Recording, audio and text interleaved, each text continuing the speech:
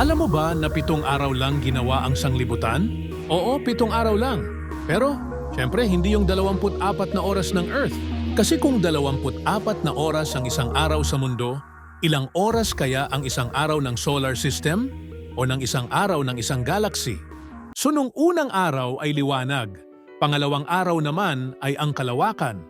Then, nung pangatlong araw, yung globo ng tubig ay nagkaroon ng katuyuan o yung tinatawag na lupa at sinibulan doon ng damo, pananim na nagkakabinhi at punong kahoy.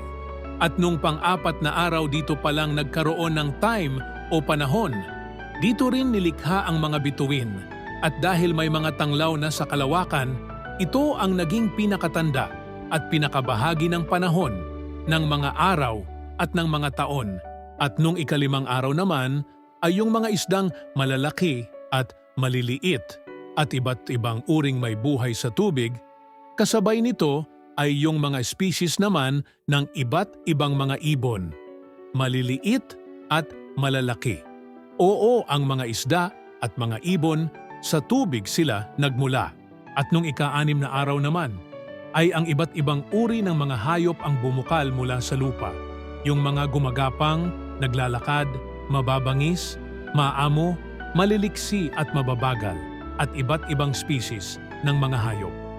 At panghuli sa ika-6 na araw din ay nilikha naman ang tao.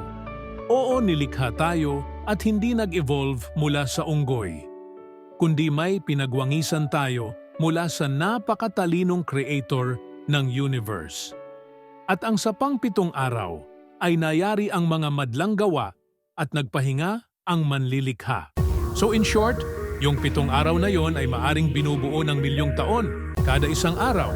Kaya nga naman, may mga nilikha gaya ng mga dinosaur na nag-extinct na ngayon at ang kanilang mga fossil ay ginagamit na lang pang gas ng sasakyan.